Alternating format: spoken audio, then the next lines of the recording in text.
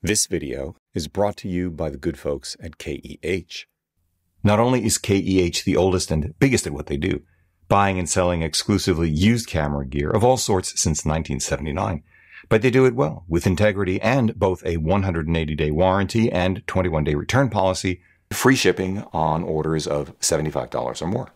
Which is why, because they make it as futz-free a process as possible, they are our go-to whenever we are looking to fund new purchases by selling our own gear or buying that special used piece of kit properly graded and checked when we want to go quirky or old school. Check them out using the special links and 5% discount or bonus code in the video description below. Thank you, KEH. Hey everybody, I'm Hugh Brownstone for Three Blind Men and an Elephant. And before we begin in earnest, I want to tell you that even today, in late October 2023, COVID-19 is no joke.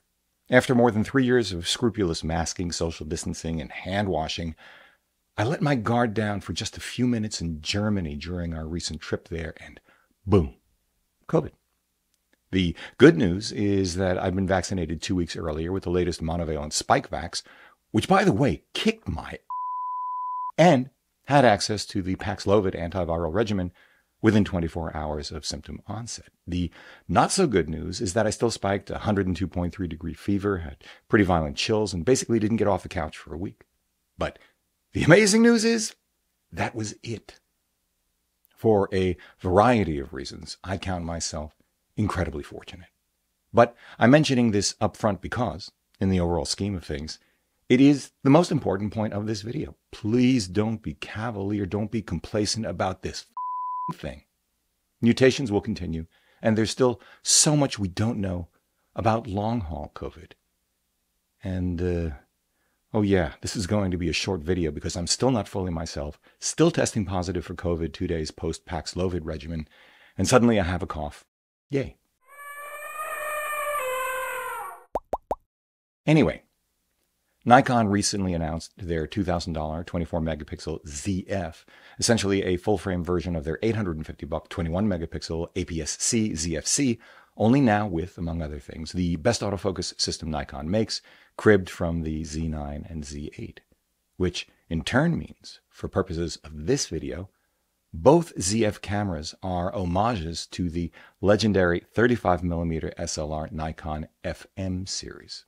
So, while I patiently await the arrival of an eval unit of the ZF, any day now, I figured I'd explore what it is about the FM series that makes it worthy of homage in the first place, which is why I have this puppy, the FM3A, introduced in 2001 in relatively limited quantities as a successor to the last of the FM line built for semi-pros and serious enthusiasts.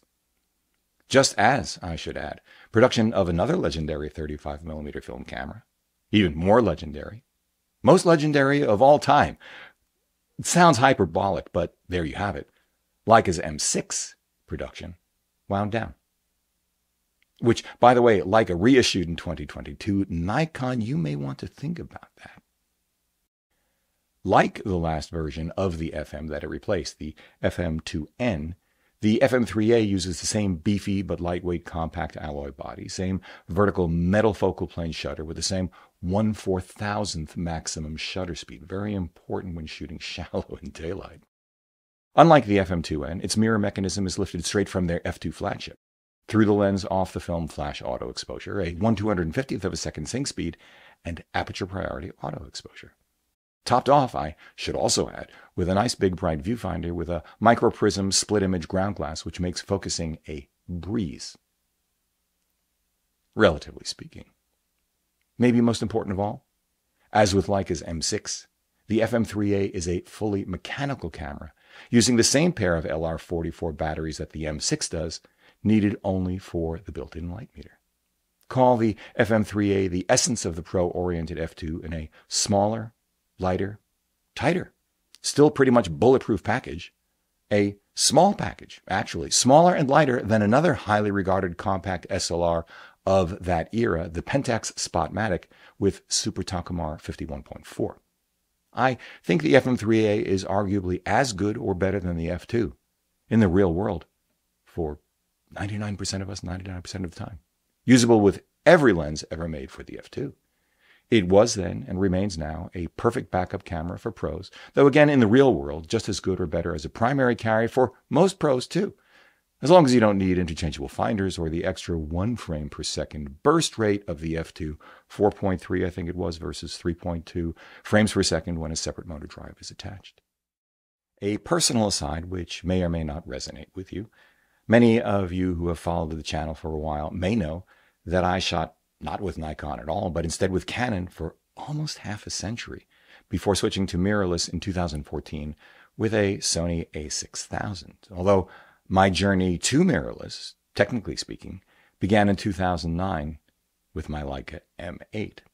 But what I don't believe I've ever shared publicly is why, in 1967, when I bought my very first 35mm SLR, I chose a Canon FTQL rather than the obvious choice for budding amateur photographers wanting nothing but the best, Nikon's predecessor to the FM series, the Nikon FT, introduced in 1965. I mean, hey, Nikon. At the time, it was without question first among 35mm SLR manufacturers, the Nikon FT with built-in light meter, the enthusiast semi-pro version of the already classic Nikon F. The Nikon was so good in its essentials, and things simply moved so much slower back then, that it would not be until 1977, 12 years later, that the successor to the Nikon series arrived. But none of that mattered to me at the time because as a prepubescent 10-year-old, I had an impossible crush on my best friend's older sister, and she used a Canon. There you have it. All of which is a long way of telling you that the FM3A is a great 35mm film camera with the widest, deepest lens selection of the era, with some of the best lenses ever made, even by today's standard. Think, for example, the AFS Nikkor 105 1.4 ED.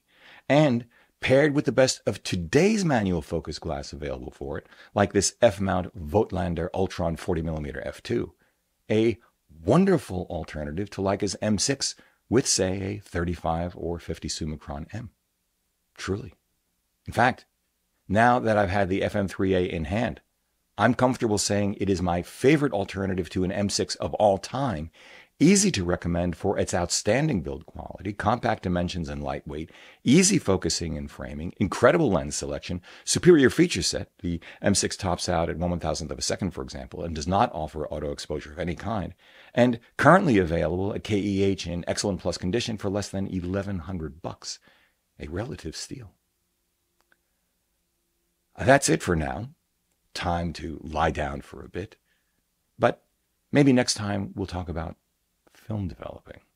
A big shout out to KEH for sponsoring this video, a great resource for finding just this kind of gear. Check them out using the special links and 5% discount or bonus code in the video description below.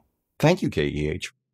If you like what you've seen here today, please give a thumbs up, subscribe to the channel, join the conversation in the comment section below because this is an exceptional audience. If you'd like help with a portfolio review, gear selection, finding or honing your artistic voice, sign up for a one-on-one mentoring video call via Zoom at 3bmep.com/booking. Finally, please consider supporting our work by using the no-cost You affiliate links down below, sending us coffee money via PayPal, or most especially, joining us on Patreon, links down below as well. However you choose to support us, as always, we thank you for it.